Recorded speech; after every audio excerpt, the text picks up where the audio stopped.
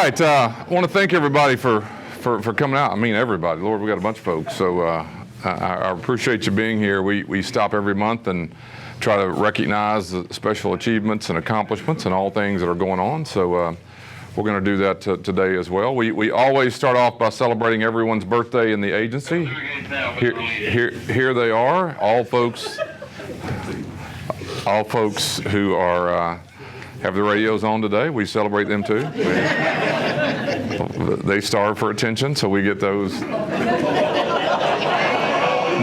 That's not just his fault, right? Hey, I stood through a prayer one time with somebody's phone ringing the whole time and realized at the end of the prayer it was me. So I can't blame anybody else. But anyway, so we celebrate birthdays in December, and we usually try to guess how many years of birthdays we have. So somebody fire away, see what we can. 2731. What did she say? Yeah, that's what she said. 2731. 2772. You don't need to guess anymore. What? 3420. You cheated. 2731.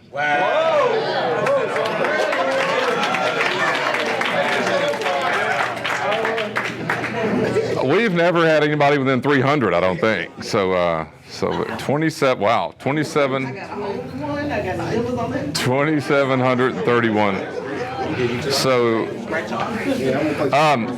let me ask you something. Anybody in here's birthday on the 25th of December? Do y'all know anybody? I've never known anybody. I got 235. I got a nephew's birthday on December 25th. So, wow, okay. So, who is?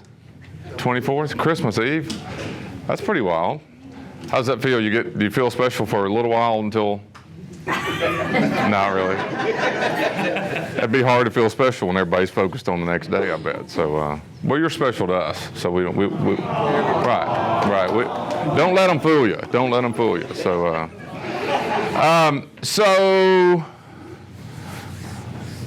You got quite a few in here that have birthdays this month. do we? have radios and stuff. Mr. Lee's birthday's this month?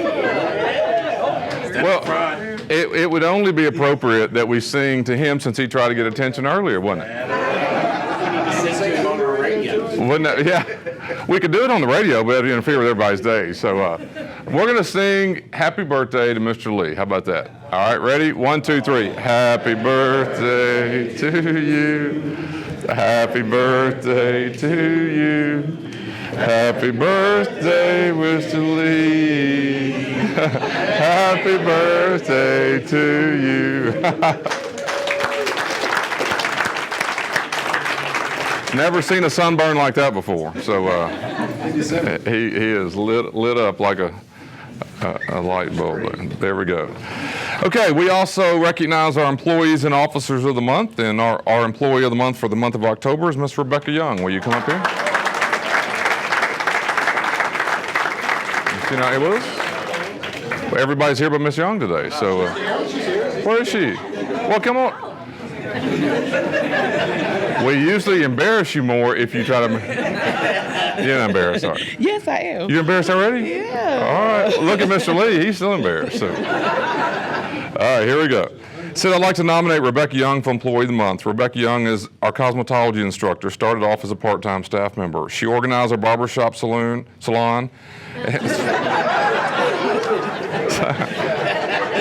You didn't do that, did you? Now I'm embarrassed. So, salon for all of you saloon heads out there, and prepared it for a functioning classroom. Rebecca has over 20 years of instructional experience, but not in a correctional facility. After getting everything organized at CDM, she was moved to Core Civic to provide instruction for the female population. In the makeshift classroom, where if more than 2 hair dryers were plugged in, the breaker would blow. So she was innovative in providing practicum. It seemed on a daily basis she was faced with obstacles, but continued to provide quality instruction to her students no matter what was going on. Rebecca's dedication to the agency, the females, and her responsibilities go beyond what is expected. She looked into how the agency could be able to offer a 16-hour sanitation course which would allow the participants the opportunity to leave with a certification. Her nomination is an example of long-term professionalism and dedication. This is not a single event, but an ongoing accomplishment and fortitude that provide the opportunity for the offender of DCSO to leave on a career path. And it was written by Carmen Turk, so thank you very much. Congratulations. There we go. We will get our picture made first. Want to do that? There we go. Hang on, we'll do that. We will give you 8 hours of leave off. There we go. And there goes there's a nice coin to go. Won't spend anywhere, but it's really nice. All right. Well, congratulations. Nick. Job well done.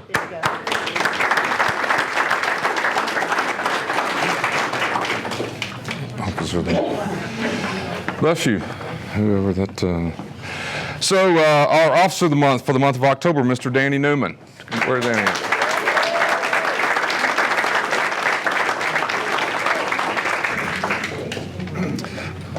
He's embarrassed too. You don't need to be embarrassed.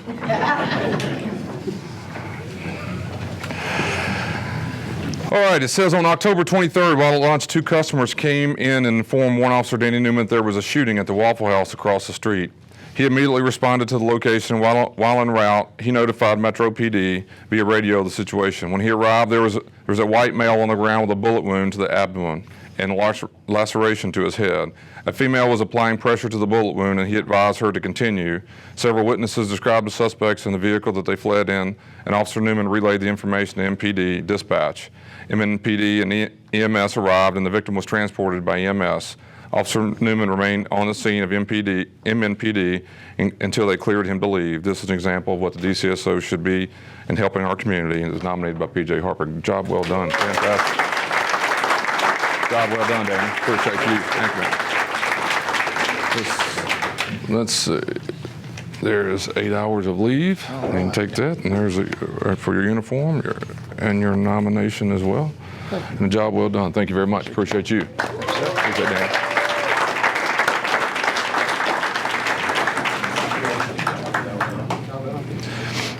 Yeah, so always both of our nominees today, really. I mean, one of the things someone asked one time, if you could have one quality in this line of work, what would it be? And what we do, and the word is probably flexibility. I mean, if you can't adjust to not having a breaker blow when there are two things are plugged up and you can't go to lunch without being expected, the public would expect us to go assist in a situation like Mr. Newman, but it's pretty hard to do if you kind of don't have the flexibility built in you. And so everybody, not just the 2 today, but everybody here is asked at some time to do something that wasn't in the book when you signed up. And so I appreciate that, and it really goes to show what we've been going through for the last 2 years. We got buildings that aren't designed to do what they're doing. We got women where they're not supposed to be. We've got construction in everybody's way. So for me to you, everybody, just the work that you've done under unusual circumstances, I really, really appreciate it. Fantastic, and I don't want to say without incident, but the incidents that we've had aren't our responsibility. So I really, really appreciate everybody and your dedication.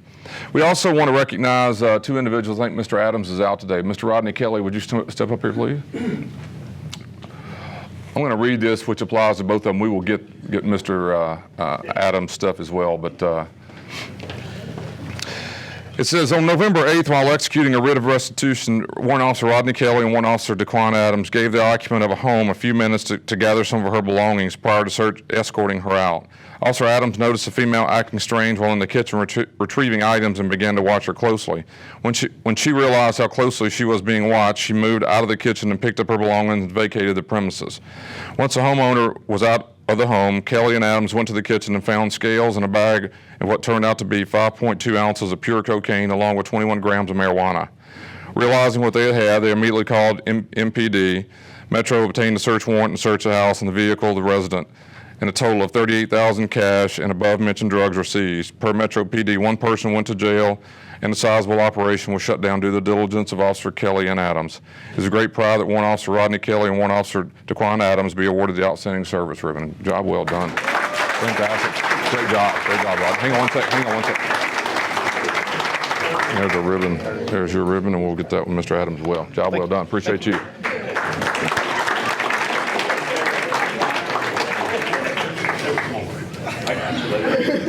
Who needs a police department around here? I don't know. It feels like we're always in wait for someone trying to help them do their job. So another example, both Mr. Adams and Mr. Kelly, for something you may not have signed up to do.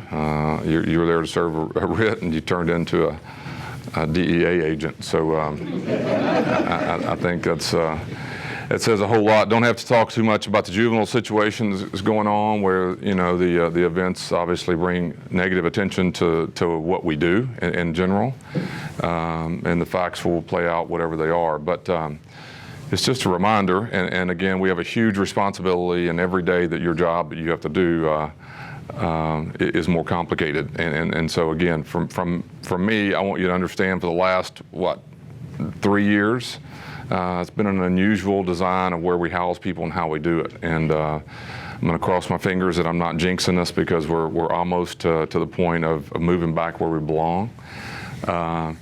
This probably will be the last one of these we do before we move. I don't know what our dates are on this. We'll have our January one too. Okay, so this will be the last one in 19. How about that? So where we ever meet in here and talk about our plans and so forth. But extremely excited about where we're headed. And I'm kind of weird and nerdy. I've been going down there on the weekends myself and wandering around it, because I have no idea how that building's going to work. It's a huge complex, and I'm excited for everybody who works here, and I hope we're going to have all sorts of events in January, so you have your time to go and do a walkthrough, whether you're going to work there or not. I encourage you to go see it, because there are people who grew up here. If you grew up here working the last 15 or 20 years, you ever step foot in the CJC, you need to go see this building.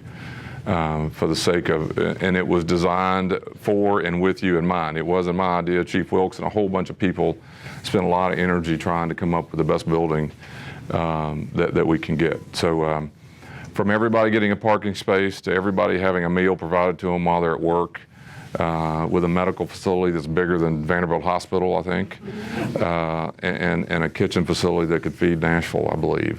It's got all the tools to do a really good job, and as I tell everybody, it's about time that the facilities match the quality of people who work here. So we're going to do great things. I'm really, really excited about it. But I hope, and again, we'll do another one of these probably in January. The 17th of January will be the date of our first, if you want to call it, housing day. And we have events scheduled all the way up until that point. If you haven't heard, you probably will. Tonight, without their own, they had no say-so. How about that? The management unit in the sheriff's office is going to spend the night in the facility tonight. Yes, sir. Is there a cap on commissary? You're in disciplinary, Mr. Bailiff. You don't even get visitation or nothing. So we're gonna have officers there, and there's 60 of us gonna go and spend the first night. One of my mentors was Jimmy Turner, who I worked for years ago, and he was an old guy from Texas, and he came up here to open this facility over here, and I went to work there. I won't ever forget what he said, because I'm weird about what I eat. And I pulled up over here to go to work, and here's this Texas warden guy, kind of tough guy, and he, first day or two we were there, and lunchtime I'm headed up the road. I'm going to get a McDonald's or something, I don't know.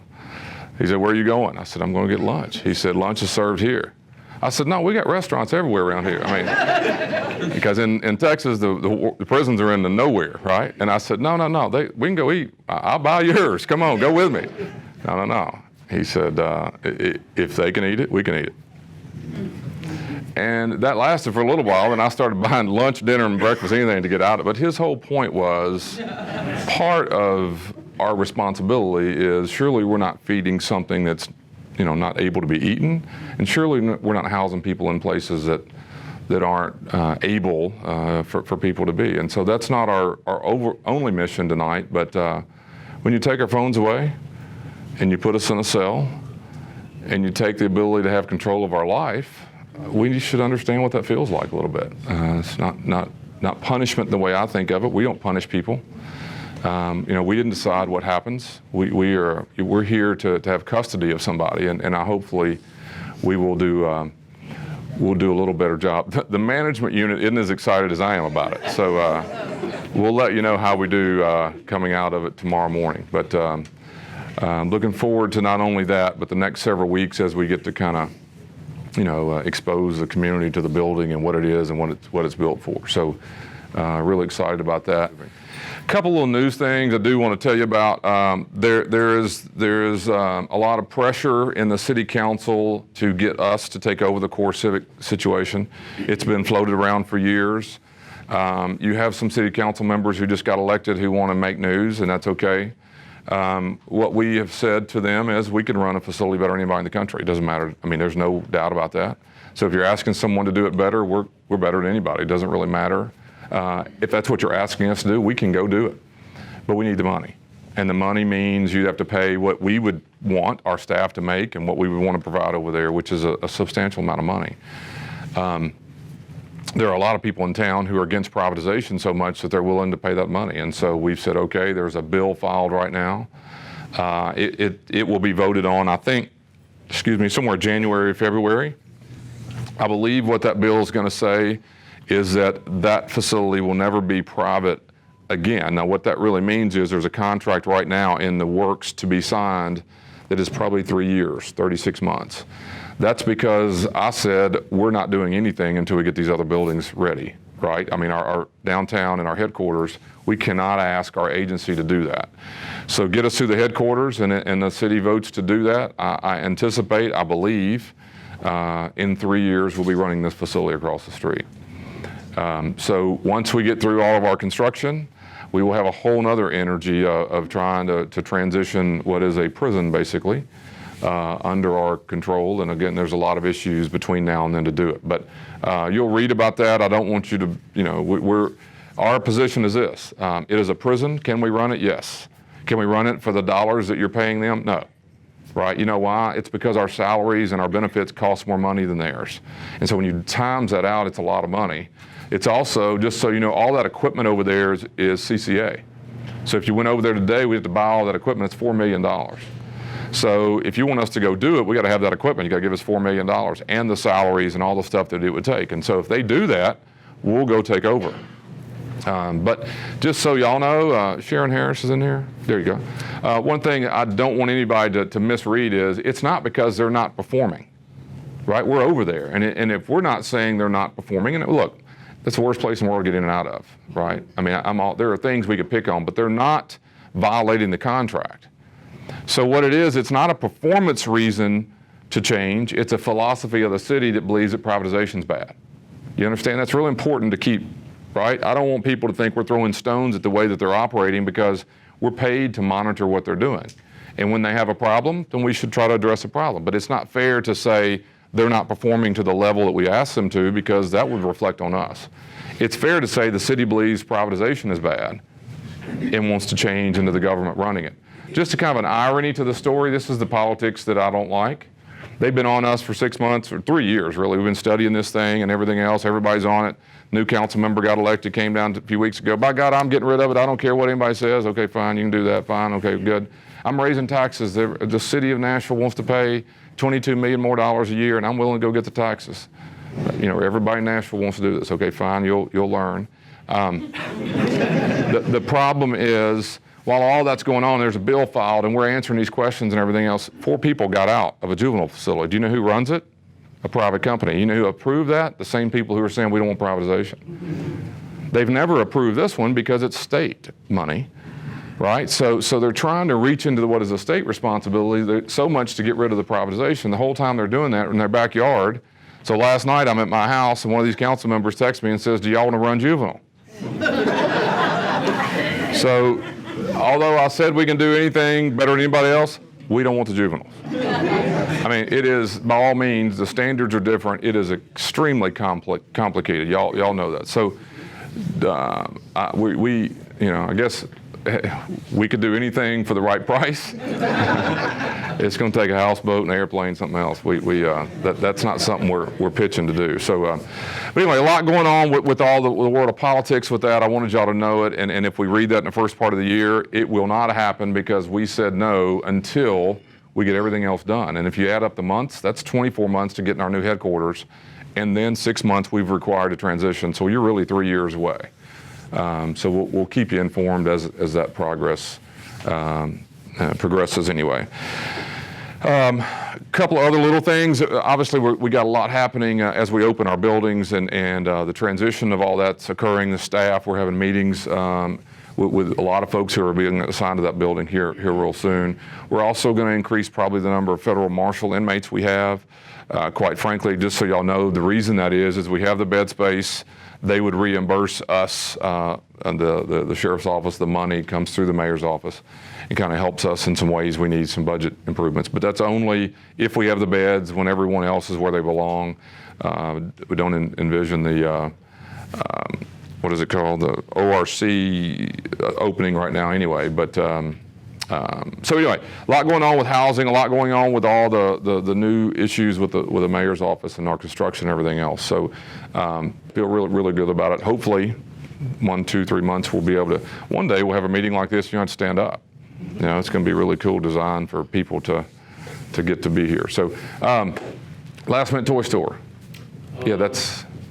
We're pretty much set for that week of the 20, where's 17th. They'll be set up Saturday, Sunday before, Monday, Tuesday, Wednesday's ticket day, Thursday, Friday, Saturday are the toy stores. And we've got Chief Wilkes has helped us with corrections as far as volunteers Thursday, Friday. They're going to be on shift. And then Saturday is basically all last minute toy store volunteers from the church. So we've got that all set up. Linda here? No. Okay. So it's set up for that week. Yeah, so in the word volunteer is a little trickery here. We're trying to allow people who are on post to get a break and go up there and feel better about what we're doing in the last minute toy store. I mean, it's a pretty, if you've done it, it's a pretty impactful time to watch people get things that they wouldn't have gotten. So we're trying to get officers to be able to go do that during their shifts, but not only to help us out, but more importantly to be able to get away from the routine of 12 hours down here doing these jobs. So one thing, we got parades coming up as well. One thing I want to clear up, we had a couple of years ago, General Services contacted us and asked, would y'all want some motorcycles? And I've never ridden a motorcycle, I'm not going to. So I said, I have no idea, let me find out. Well, these were motorcycles that were surplus from Metro Police and were back into the General Services, and they were gonna get some more or whatever. And so Chief Ford and Mike Raines' crew got together and said, let's see what we have. They took, Justin Norris, I think, did a lot of this work, but they took the motorcycles that were given to us, scrapped a lot of the parts, and then turned what was 9 into how many, Mike? 9 down to 7 that are, and then we've painted them and decorated them into, they look fantastic. We had the Citizens Academy come through Mike's shop, and that night, I don't know, someone took a picture of somebody, and so the news media contacted Miss West and said, what are y'all doing buying motorcycles? Okay, we didn't pay 1 penny for the motorcycle, okay? We took all that, scrapped it, and took, so they didn't run the story, but I don't want y'all to think we're buying motorcycles. We've taken those, we're gonna use those in sort, and probably even in the warrant division downtown as zones become available where you could ride a motorcycle to do that. So they look fantastic. We'll use them in the parades. We'll use them on some other things. I can see us out here, last minute toy store where you can get in and out of the traffic. But they did the Veterans Day parade with us, looked fantastic, and I'm sure it'll be the Christmas parade as well. So what else we have? Anything else? Anybody? Everything? All right, here's what I need to do. I need the management unit and management team to go in just in a second, get you a drink or snack, and come into that room. What is that called? Visitation over there? The male visitation. So let's let everybody get foods and snacks, but I need you guys to all finish over there for 5 minutes, and we'll break away this morning.